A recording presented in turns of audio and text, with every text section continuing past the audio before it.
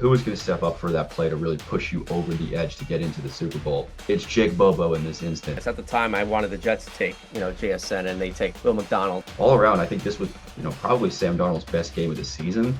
He did come up with a loss, but hey, it's a team game. But Stafford, he looked pretty good in this game too. 3 touchdowns in this game.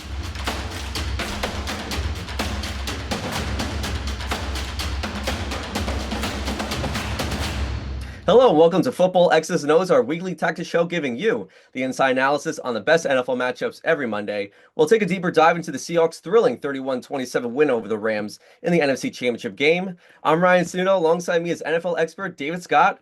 Due to Winter Storm Fern, we'll talk about the NFC title game virtually. The world was treated to yet another Rams-Seahawks classic, David. Yeah, I think anyone on the East Coast is probably in the same situation as us. We're stuck inside for this one, but I think it's going to be the same old show as usual. And we had a really, really good game to talk about. So there's plenty to keep us interesting, even though we're stuck inside. Yeah, we'll enjoy the comforts of our own home. All right, David, what other topics do you have for us? All right, so we're going to look at the QB comparison. Matt Stafford and Sam Darnold absolutely balled out in this one. Just a complete shootout. It was really exciting to watch. We're talking about live and let Kai. Kyron Williams is still making an impact in the playoffs. He looked really good and had a nice touchdown alongside Matt Stafford. We talk about the Bobo show. Jake Bobo gets involved in the championship game, helps the Seahawks get into the Super Bowl. Rare touchdown for him, but it was a good one. We're talking about a revenge touchdown. Cooper Kupp scores against his old team. He's been showing out in the playoffs. He's been a great connection with Sam Darnold. And then we're going to talk about the best in the business, the 2 wide receivers, Puka Nacua and Jackson Smith-Njigba for the Rams and the Seahawks, continuing their great seasons in the championship game. All right, let's get to the first topic. We'll start with the quarterbacks. Matthew Stafford, Sam Darnold, both quarterbacks played exceptional. Both quarterbacks were just very decisive, not turning the ball over. But let's get to, first of all, the winning quarterback, Sam Darnold. I mean, we were surprised, seeing this type of performance. Yes, he played what we expected him to do a little bit well, but maybe struggled here and there. But it was nearly perfect outing out of him in this game. Yeah, Sam Darnold has been a quarterback this year who has played very well, but at the same time has really been a little unsafe with the football. We've seen him have, stat lines like this where he's got 350 yards and 3 touchdowns, but at the same time he's, tossing 2 interceptions and then maybe throwing in a fumble there. In this game, he was just completely clean, very safe with the football, but at the same time, very aggressive with the football. We saw him pushing it downfield with JSN a lot. We saw him, being escaping the pocket, facing that pressure and handling it well. So all around, I think this was, probably Sam Darnold's best game of the season. He was doing everything he needed to. He was carving up a really good Rams defense. So I love what I saw out of him. And if this is what you're getting in the championship game and you see this in the Super Bowl, I really would not expect anything else than a Super Bowl championship from them. Yeah, I really liked the way they coached Sam Darnold in this game. Very early they had him throwing deep, to JSN. Obviously, JSN 10 receptions in this game, really good connection there. So I really like the way they coached Sam Darnold. Maybe we talk about a lot about being safe with the football, doing the easy things correctly, but to go downfield, that's going to create a lot of pressure to an opposing defense. And Darnold from the get-go did that.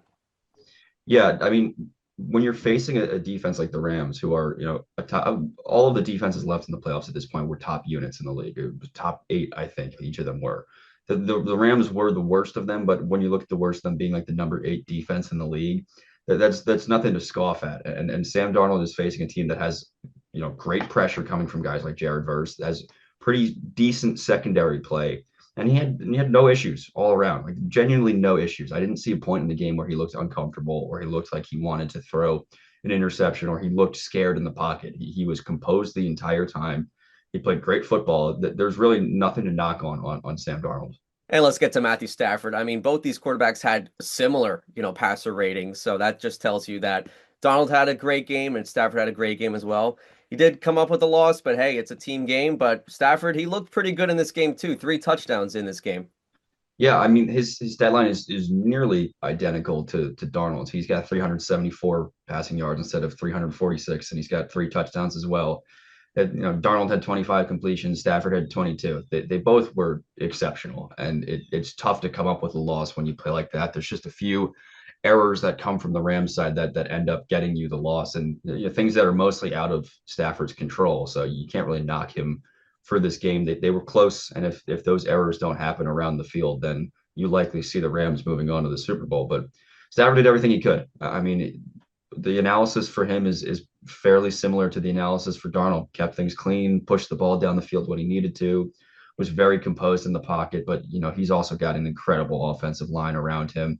He's got good weapons. Puka obviously is always there for him, but he's also got Devontae Adams, that secondary weapon that Darnold doesn't really have. And then he's got Kyron Williams, that check down if he needs to. And he used everyone exactly how he needed to. He got the ball to Puka in space.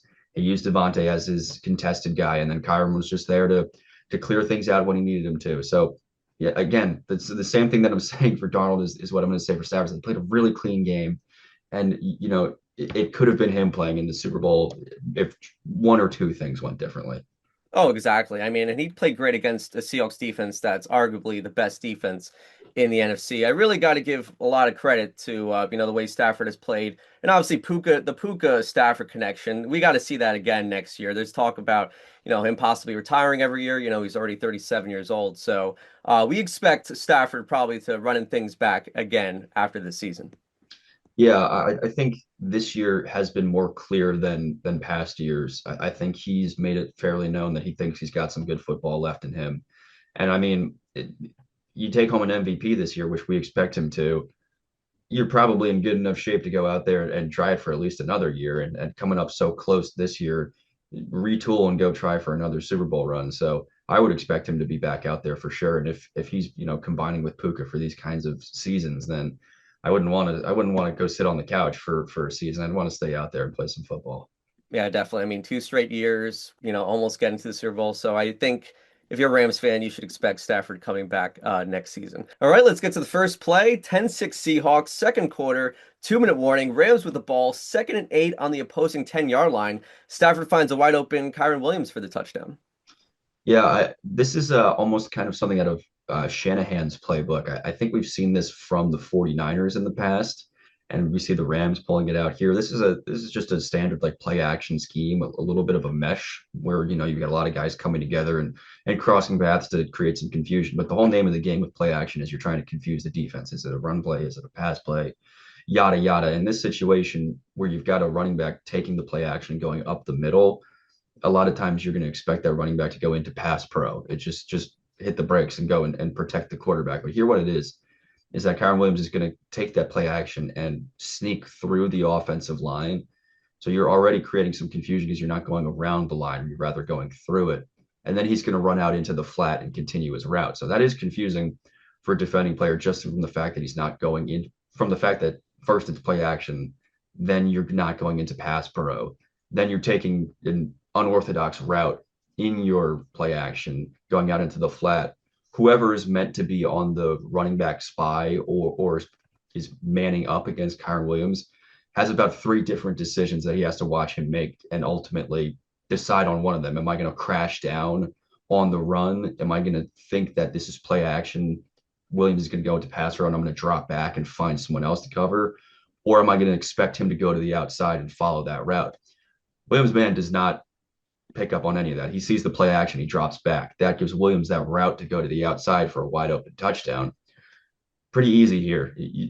Scheme is the name of the game for Sean McVay and the Rams. They scheme people open. And a lot of times, they have the playmakers who can get themselves open, Puka Nacua, Devontae Adams. But at the same time, I think Sean McVay really prides himself on scheming guys open, letting the route tree do the work, let the confusion open up the lanes, open up the zones throughout the field to get your guy open. So in this situation, the movement around the field, the play action gets Williams open on that flat. There's plenty of other situations where McVay will scheme someone open like that. I'm sure if it broke down, Stafford has the capacity to get this out to Puka or to Adams, but it worked out perfectly in this case. Oh, it was very good scheme wise with Sean McVay. And you know what? Like the linebacker has to cover, Kyron Williams. So I feel like, obviously the linebacker is typically like the worst player on the defense in terms of covering player. Cornerback safety can do a lot better. So I feel like that was really good in Sean McVay, his playbook, having, the linebacker try to, defend a Kyron Williams who was just like very great, wiggling with his room and, he was doing really good in that department. Yeah, I mean Williams is a great back. We've seen that from him for the past few years. But I'd say a little bit underrated in the receiving game. He gets a good amount of play in the receiving game, but I don't think he gets a lot of credit for it. he's not a Christian McCaffrey who's picking up 1,000 yards receiving, but he's out there and he's capable of running his routes well. And when they need him to, he's going to be out there to catch a pass and score you a touchdown. And, he shows that here on the second biggest stage in football, where you're a step away from the Super Bowls. All right, let's get to the second play. Seahawks lead 17-13. Little over 12 minutes left in the third quarter. Seattle has the football. 1st and 10 on the opposing 17, and Sam Darnold hits an unfamiliar name. It's Jake Bobo for the score. Yeah, I when I was drawing up the route tree on this one, I absolutely loved it because it doesn't look like anything crazy. They're pretty much just running two posts down the field and saying, someone get up there and catch it. Like they run, if you look at the play art, there's what I think there's 6 guys on the offensive line. Oh, my bad. There's 7 guys on the offensive line. They've got 7 on the line, 2 guys out wide on each end of the field, and a running back. I, what is that showing to a defense? Like that's showing you we're going to run the ball down your throat, try and come get us. And clearly that's not what happens here. Darnold's going to end up just chucking it down the field. But the pressure does actually get through, the 7 offensive linemen that are on the field. And, Darnold does well to just get that ball out because by the time he's throwing the ball, someone is making contact with him. Jake Bobo is not someone you see as a vertical threat, is not someone you see as a contested catch specialist, not someone you typically see on the field at all. But, in this play, he's lined up one-on-one out wide. And, props to Darnold on this play. He actually leads him inside well. You look at the route art that we've got, and it's Bobo on a streak. That is what happened. He did, streak straight down the field, but Darnold does lead the ball to the inside of the field to allow Bobo to kind of just turn in away from his corner. As if this was a contested catch or trying to go over to lead him down the field. I don't think this is a completion. There's just too much, Bobo is draped. You're not going to get the catch, one-on-one like that. You got to find a way to get him at least slightly open. So leading the ball to the inside is a good way to do that. Anything else, this is probably not a catch. But hey, good job, Jake Bobo. You got to the Super Bowl. Hey, he looked like Cooper Kupp. I thought it was Cooper Kupp for a second. So for him to, catch that football, I mean, that's not an easy catch to make, especially when you've only caught 3 balls during the regular season. Yeah, in these moments when you get on the big stage, you got to expect that someone's going to step up. It's not just going to be the main guys that you've seen all year. We know JSN is going to make his catches. We know that Cooper Kupp is going to make his catches. We know Kenneth Walker is going to run the ball effectively. Who is going to step up for that play to really push you over the edge to get into the Super Bowl? It's Jake Bobo in this instance, but it could have been anyone else. You just have to expect that everyone is going to be on their A game. And it was a crisp route, obviously, too, by Jake Bobo. And we talked about it earlier. Sam Darnold just, hanging in there in the pocket. That's something that, we've seen Sam Darnold maybe in the past, the pocket presence can be off here and there, but he was just so great in the pocket in this game. And this touchdown was a perfect example of that. Yeah, you're right. It is a perfect example of just, you've got one thing to do, which is don't take the sack, get the ball out, get it into the end zone. And I'm sure we can throw up a screen grab of it where there's literally a man in his helmet and he's getting the ball out. So very impressive from Darnold. We've seen huge strides from him in his quarterback play in the last 2 seasons, and he's gotten to the point now where he's a Super Bowl quarterback. We wouldn't have been, thinking that would ever happen, 6 years ago. So, I mean, huge strides from him. He outdueled Matthew Stafford, who's going into the Hall of Fame in a few years. So, props to the Seahawks for seeing something in him. Shame on you, Vikings. That's gotta hurt. It's just, yeah. It's really exciting to see, and it's fun to see. We've seen this with a lot of different guys around the league recently, which is, your career's not over if you have a bad start. You can turn things around, and we're seeing that. Sam Darnold was a bust, and now he is a Super Bowl quarterback. Yeah, the Vikings, the Carolina Panthers, my New York Jets. Yeah, a lot of teams are regretting giving up on Sam Darnold. All right, let's get to the final play. Seattle's up 24-20. Less than 5 minutes left in the third quarter. The Seahawks have the ball, 3rd and 3 on the opposing 13, and Darnold connects with former Ram, so this is a revenge touchdown, Cooper Kupp for the touchdown. Yeah, you knew Cooper Kupp was going to get his play in this one. He just had to. Against the team that you won your Super Bowl with, your Triple Crown year, Super Bowl MVP year, you got to do something, and it happens here. And honestly, this is, we can look at the route tree all we want. We can analyze the defense and where the routes are running. This play is just kind of all on Cooper. He gets out there, He runs a little post, but turns and just plants himself on the field. Once he gets the ball, it's all Kupp to fight into the end zone. He basically just plows through a couple guys to get in there. He's not a big dude. Cooper Kupp is a small slot receiver, but he wanted that touchdown. You watch the play. He wanted that touchdown. He gets that football. He's just no one's getting him down. Cooper Kupp, at this point in his career, is a supplemental option. He knows he's a number two. He used to be that number one. He's a number two now. JSN is the star, but when you need a play, he's there. When you need a big play, just a fundamental play, he's out there. He's going to make the play. I've always been a huge fan of Cooper Kupp. He superstar for my fantasy team. Sorry we didn't get you the ring, Cooper, but you know, when he retires, like I'm going to be very sad, and I don't know if it's going to be soon, but he's definitely getting up there. Like Stafford's getting up there, but these plays that we see from him pretty consistently, it's always a joy to watch. Oh, and Cooper Kupp's, I think he can really, make his case. He's going to be a Hall of Famer in the future too. But Cooper Kupp, I think that was such a great catch. First of all, that angle to make that catch. And not only do that, you have to go like 6-7 yards to get this score while, a couple defenders are right there. So I guarantee you will see a 6-7 graphic as I said that. But yeah, I think Cooper was just, when you need him the most, he can do it for you. Obviously, JSN is the guy, but Cooper Kupp, that was a play, that we've seen throughout his career. He's got the experience that a lot of these guys on the Seahawks don't. He has been through this whole playoff route. He has won a Super Bowl. He's got that Super Bowl MVP. He knows what he's doing in the big moments. Whether you need him to get that 7 yards to get in the end zone, or if you just need a standard like 2 yard completion to get a first down. He's there. He knows that he's been in these environments before. And it's really just a veteran presence that you need for a team like the Seahawks that has a lot of young talent, a lot of inexperienced playoff talent. When you've got someone like Kupp who can be in there and settle things down, who can show everyone, hey, this is how we do it. This is how we get to a Super Bowl. I think that really helps. Definitely. And in this play too, I see his head. He's like looking a little to the left. Obviously GSN is going to the middle of the field, but he decides to throw to Cooper Kupp. So I think that was another cool thing that I saw from Darnold in this play. Yeah, his progressions were really actually on display. You could see it in a lot of the replays. Him going, looking over to JSN, looking over to Cooper Kupp, looking over to someone like Jake Bobo or Raheed Shaheed. That's a better example. Yeah. But you could see him going through his reads and finding the right guys, just not getting stuck on anyone, going through, finding the open guy, making the easy play, getting the progression, getting the first down, and getting down the field and scoring. Good stuff.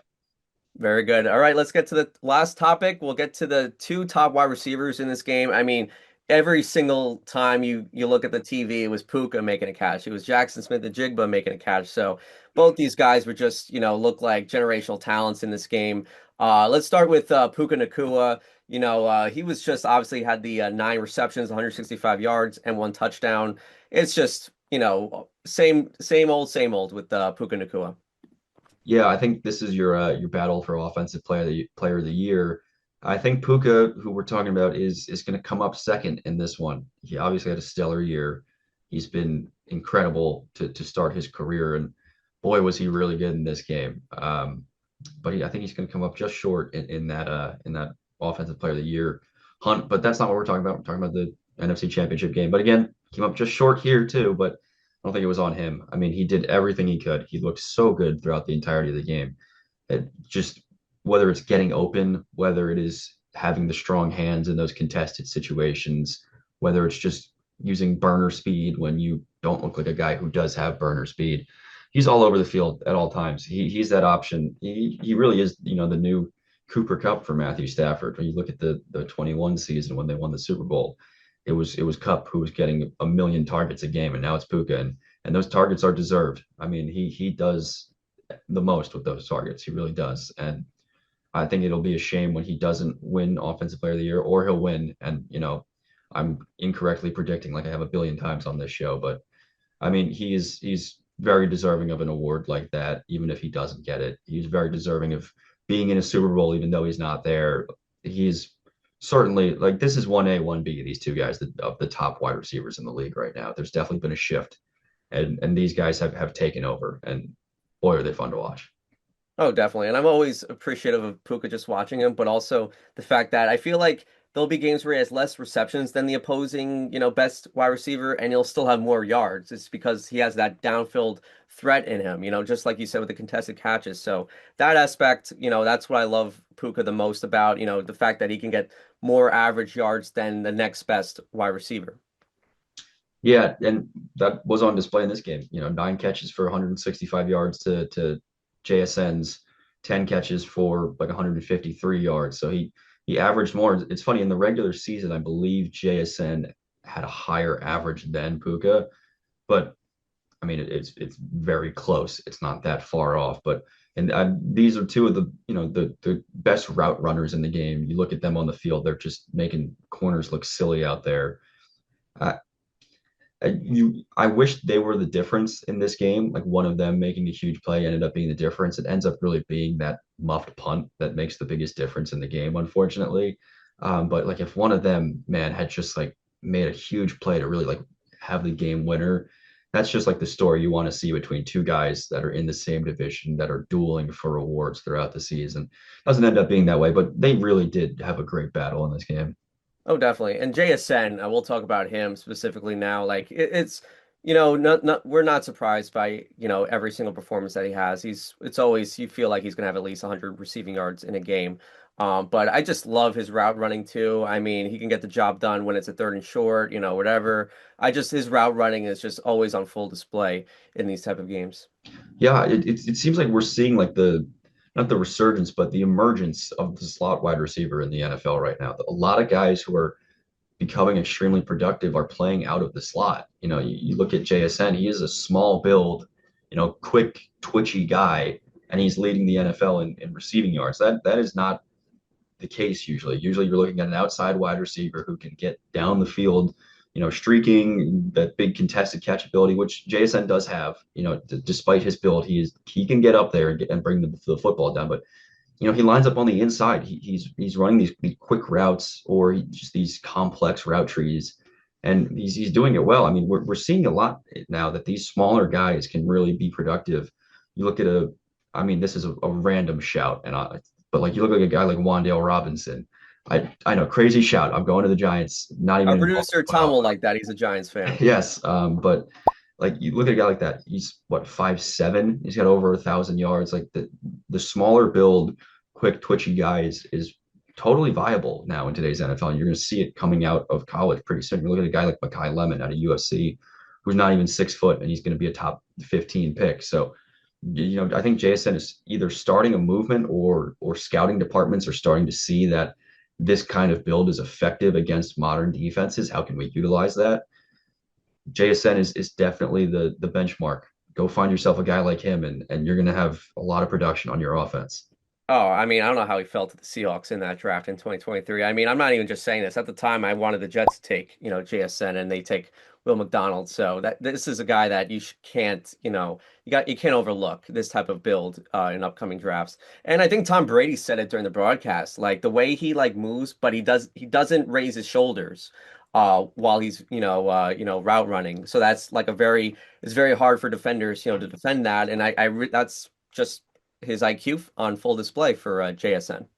Yeah, he's not really telegraphing his moves, I think, is what Brady was trying to say there. A lot of times if someone's like throwing a juke or something, you see it, what I just did there. You kind of throw your shoulders around, give that away, but he's so smooth. He really is. He just any cut is it's not there like water. It's just like flowing around out there. So I mean, he is absolutely burst onto the scene. He was good his rookie year. He was pretty solid last year, even when he had DK Metcalf in front of him. When he got the wide receiver room to himself, wow. It has been an epiphany this year, and I'm sure it's only going to get better as the years go on. I mean, what it was like 1750 yards, I think he finished with this year.